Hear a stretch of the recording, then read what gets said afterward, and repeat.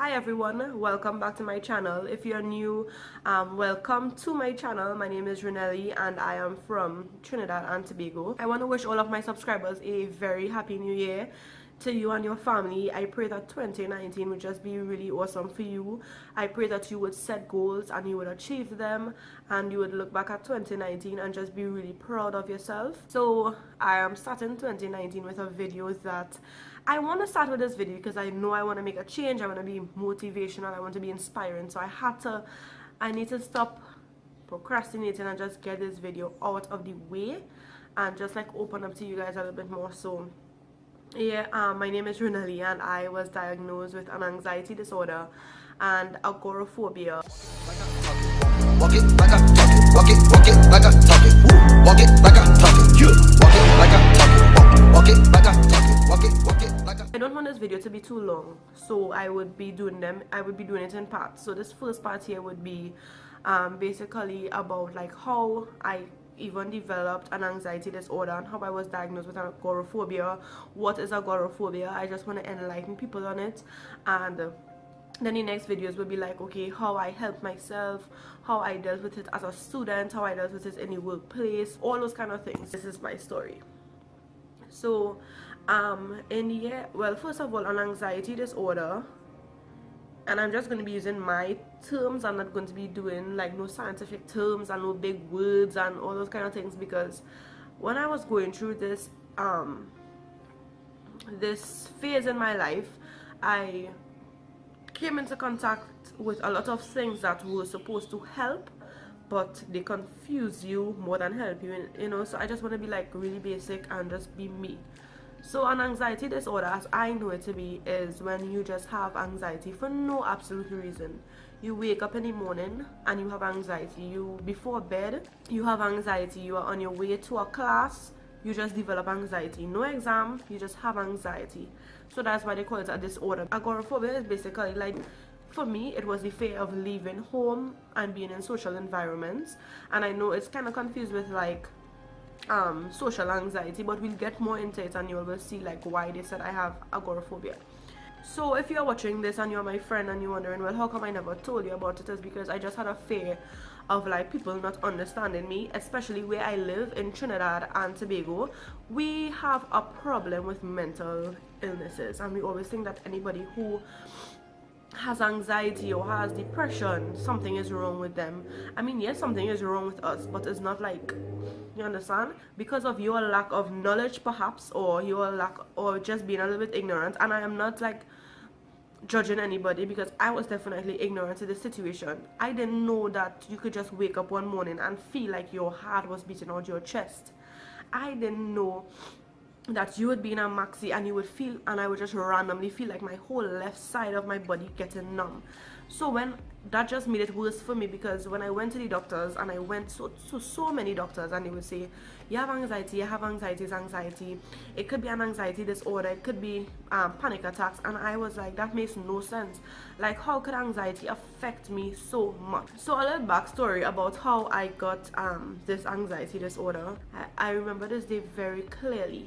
I was in Form 6. I was preparing for my Spanish internal assessment, IA. It was a pretty chill day in school, but we were practicing for the speech or whatever. And my mom, usually she doesn't call me in school. My mom, for those of you who don't know, my mom taught in the school that I was going to at the time. You know, she wouldn't call my phone like we're in the same place. So I saw the call or whatever, and I was like, what, whatever. But I answered. So I answered the phone, and she relays the message that my friend's mother just called her, because she's very close with that friend of mine and her family and stuff. So just told her that my friend suffered a mild stroke, and she was telling me the whole situation and how it happened. She was getting headaches, and her whole right side, I don't think it was the left side, her whole right side went numb and stuff like that. So mommy was just relaying the story. So I was like, what? But I feel like I like at that point in time, that didn't register to me. That, I mean, I wasn't young, I was aware of all these things, I knew what a stroke was, I knew it could affect you, but I felt like mommy telling me that my friend suffered that, at that age, it just didn't make sense to me. I was scared to go in the hospital. First of all, I've never liked going in hospitals, and I don't think anybody really likes going into hospitals. Well, maybe some of you all do, but I never like going to hospitals. So when my mom told me, like, let's go to the hospital or whatever, I didn't want to go, and I made up like so many different excuses just to get away from that situation. That day now, I had nothing to do. I had no lessons, I had no assignments to complete, I had nothing, and obviously my mom knew I had nothing, so she was like, okay, let's go to the hospital and look for my friend. So I went into the hospital not wanting to go at all, right? I heard a lot of stories. My mom would always tell me after she went to the hospital to look for my friend, whatever day she went, she would fill me in, update me on what was going on, her symptoms, her signs, or whatever. And I think that is the worst thing. But I mean, you're not going to think that I'm going to cause a problem. So I went to the hospital that day, and I went to look for my friend, and my mom was right about all the symptoms. She did not know who I was. She knew I was a friend. She was calling me friend. She was calling my mother by another name. She didn't know anything. She couldn't write. And that was just like the hardest thing ever for me to see, that I basically grew up with her. We went primary school together. We went secondary school together. And then we ended up in UE together. But that was like after the whole fact. Like, yeah. At that point in time, she was in UE and I was in Form 6. So it was very, very, very, it's almost like it hit home for me, especially seeing that, you know, you're not thinking that a person at that age, she was about 19 and I would have been about 18. You're not thinking that a 19-year-old is going to get a stroke. Anyhow, we are at the hospital now, and I tell my mom I'm feeling like I can't breathe, and my mom is like, okay, go outside, go downstairs. We was in Mount Hope Hospital. She's like, go downstairs and I'm almost done, I will come and whatever. Trinbagonians, people in the Caribbean, when an adult tells you that they are coming just now or they're almost done, don't take that bait. You understand? So I took the bait at the time. So I was like, okay, I will stay. At that point in time when I felt like I couldn't breathe, I didn't know that that would have been history for me, and that would have been my life for the next couple of years. So that is how I developed this whole anxiety/agoraphobia situation. So after that now, my friend, she started to get better. Well, no, I'm missing out parts. So throughout this time now, that was the first and the last time that I went to the hospital.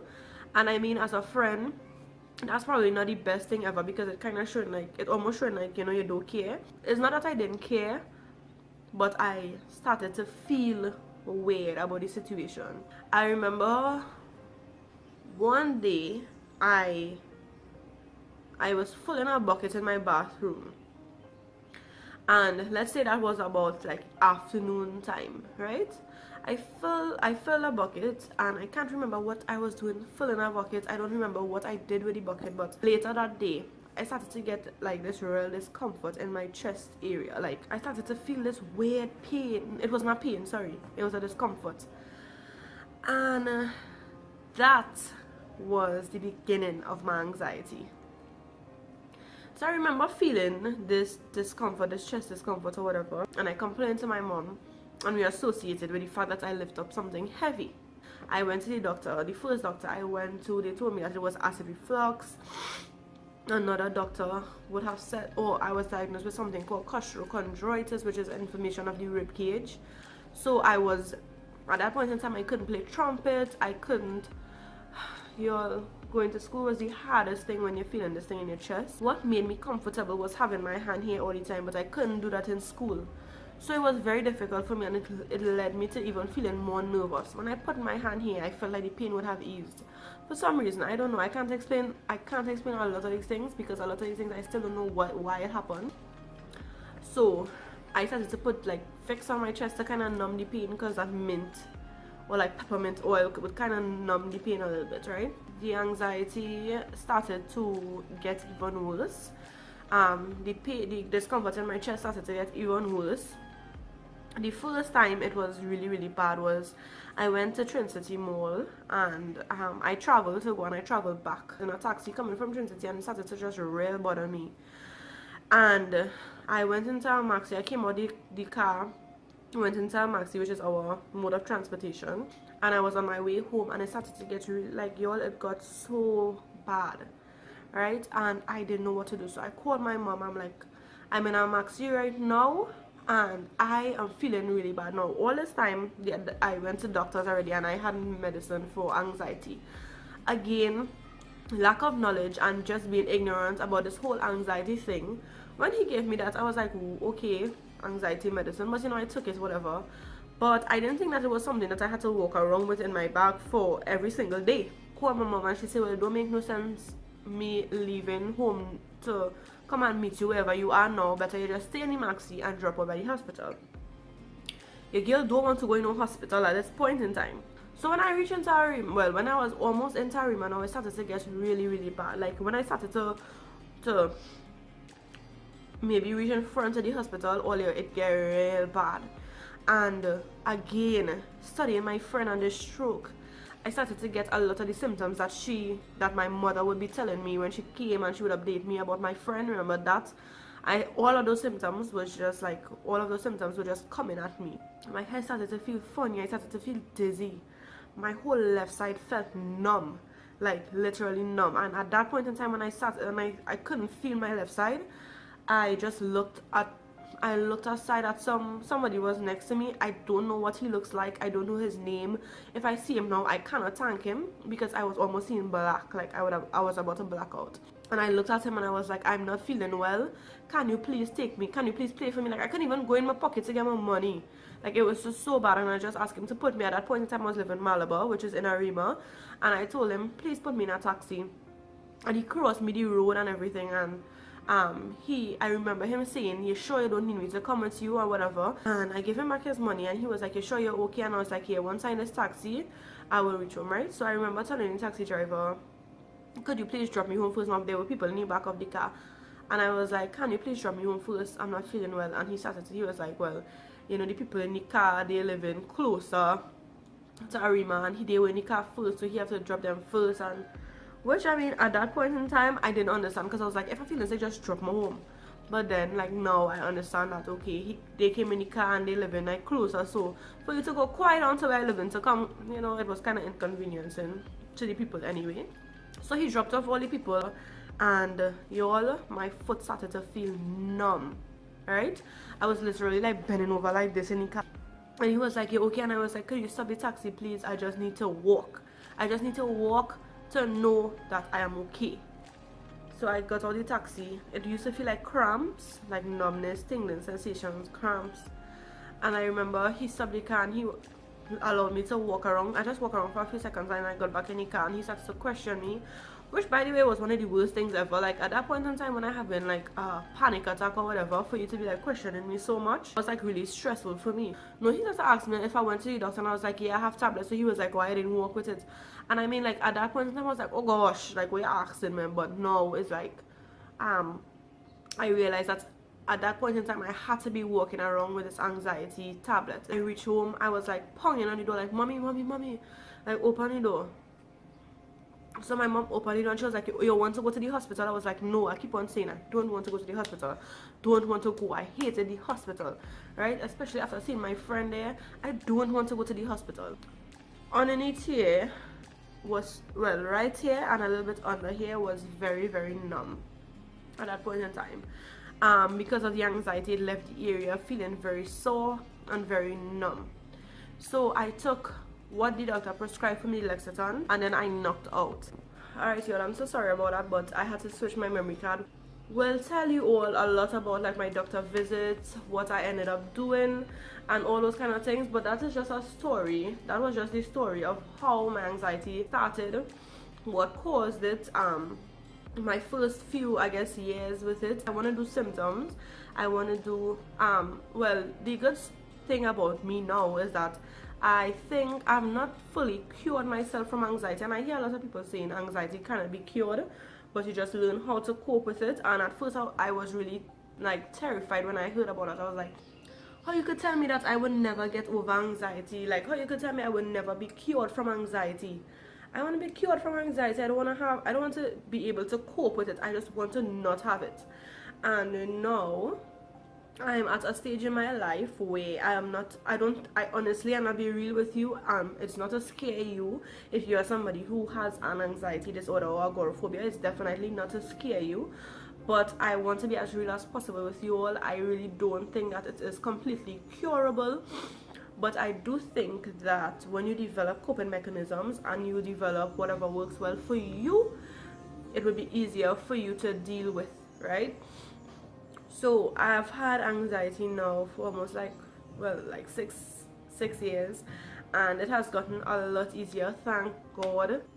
That time with the maxi gave me a fear of being in maxis, and that's where the agoraphobia started. Agoraphobia is kind of like, to even get a little bit more in depth on it, is how I got a panic attack in the maxi and my chest started to feel weird and I started to feel numb. It was me being afraid now of going in a maxi again and getting an anxiety attack again in the same situation, and it's basically like the fear or like being ashamed of getting an anxiety attack in public. So for years I could not, and this is, you know, this sometimes it breaks my heart to think that I was like this, but I could not go into a maxi for years. As I said, my mom was a teacher in his school, so it had no point in traveling, right? And if there was a day that my mother could not go to school, Raenelle-Lee was not going because my anxiety was so bad. And I know like some of you might be looking at this video and you might be like, those things make no sense, but this is what happened to me. When I was going through this situation, I didn't really find anyone who went through it and was okay like me. Everybody was still going through like a real panic attacks, and they would basically documenting a panic attacks, which was a trigger for me. And there was not much places that I could have gone and see somebody just like get over it, because everybody was just complaining. And the persons who I guess was over the anxiety and agoraphobia, they would just be like, they wouldn't be there anymore because they reach another stage in their life, so they don't feel like they have to seek support groups, and they don't feel like they have to talk on it because that part of their life is long gone. So I always wanted to find somebody who went through it and, you know, is just showing you all that life could get back to being okay. And because I have found a way out, I want to help you, anybody who is watching this video who might be experiencing anxiety. I want to help you all. So this is the first part. This is part 1 of living with anxiety slash agoraphobia. If you all have questions, you all can leave them in the comment section and I will answer them. I know when I was going through this, I never wanted to like put any comments in the comment section. I was very scared of posting comments asking for help because I didn't know like who would see it, and I didn't want my friends to see it. I didn't want certain family members to see it because I was ashamed of myself. So if it is you don't want to comment in the comment section, if you have questions, feel free to slide in my DMs on Instagram. I'm very active on Instagram. A breath of air can save me now. I'm falling. I did say a lot of stuff that I wanted to get out there. I mean, I can't believe that I'm getting this out there because it's just so scary to think that people are going to watch me.